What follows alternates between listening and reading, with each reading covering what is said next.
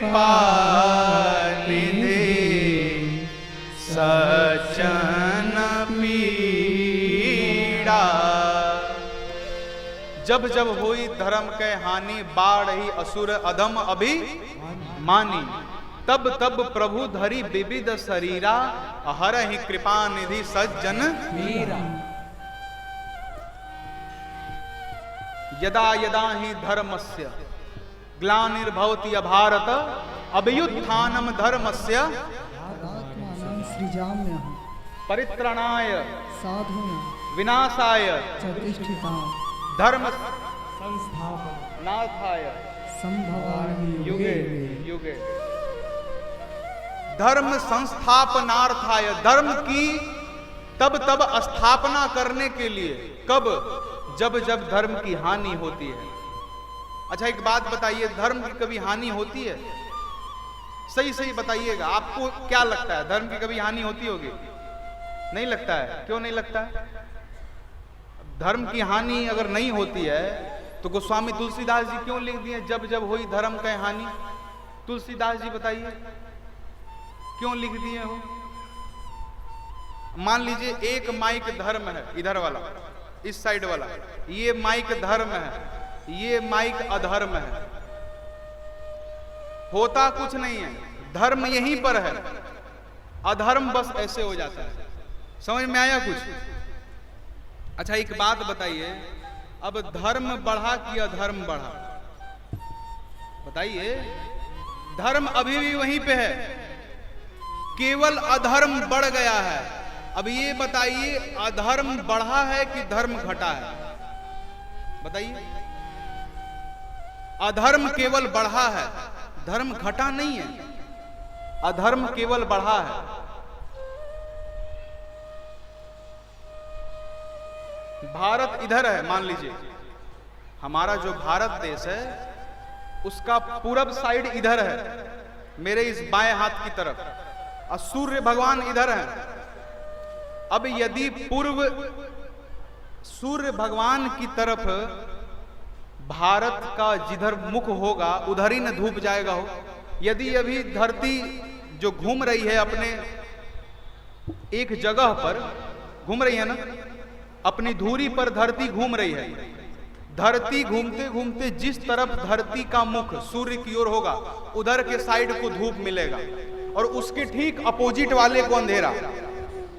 इसका अर्थ ये तो नहीं है कि सूर्य भगवान नहीं है। जिधर अंधेरा है इसका अर्थ ये नहीं ना है कि सूर्य भगवान नहीं है। गोस्वामी जी केवल समझने के लिए लिखे हैं जब जब हुई धर्म के हानि, जबकि धर्म की कभी भी ग्लानि और हानि नहीं होती है, केवल अधर्म बढ़ जाता है। अधर्म बढ़ता है जिसके कारण धर्म हमको दिखता नहीं है, और उसी छिपे हुए धर्म को फिर से अस्तित्व में लाने के लिए भगवान धर्म संस्थापनार्थाय संभवामि युगे युगे, युग युग में भगवान अवतार लेते हैं। सतयुग में अवतार लिए, त्रेता में लिए, द्वापर में लिए, आने वाले वक्त में कलयुग में भी लेंगे। बात को समझिए, धर्म अपने स्थान पर है, केवल अधर्म बढ़ गया है। हम सभी के भीतर अच्छाई है, हम सभी लोग अच्छा इंसान हैं, बस हम लोग का मन कभी कभी भटक जाता है, इसीलिए हम लोग इधर उधर भटकते रहते हैं। भगवान सबके भीतर है, आपके भीतर, हमारे भीतर, पशुओं के भीतर, हरि व्यापक सर्वत्र समाना, भगवान सभी जगह है। शंकर भगवान कहें देवी जब जब धर्म की हानि होती है, ग्लानि होती है, तब तब भगवान धरती पर अवतार लेते हैं। भक्त जिस प्रकार बुलाता है भगवान उस प्रकार पहुंच जाते हैं। भक्त चाहता है कि मेरे भगवान खंबे से निकले, भगवान नरसिंह अवतार ले लेते हैं खंबा से। भक्त चाहता है कि भगवान मेरे पुत्र बने, भगवान राम जी बन जाते हैं। हो भक्त को दशरथ जी बना देते हैं, स्वयं पुत्र बन के अवतार लेते हैं। भक्त चाहता है कि भगवान पशु के रूप में अवतार लें, भगवान वराह रूप में अवतार ले लेते हैं। जिस रूप में जो चाहता है उस रूप में भगवान अवतार लेते हैं, लेकिन केवल बुलाने के लिए वो श्रद्धा और वो भक्ति आपके भीतर होनी चाहिए।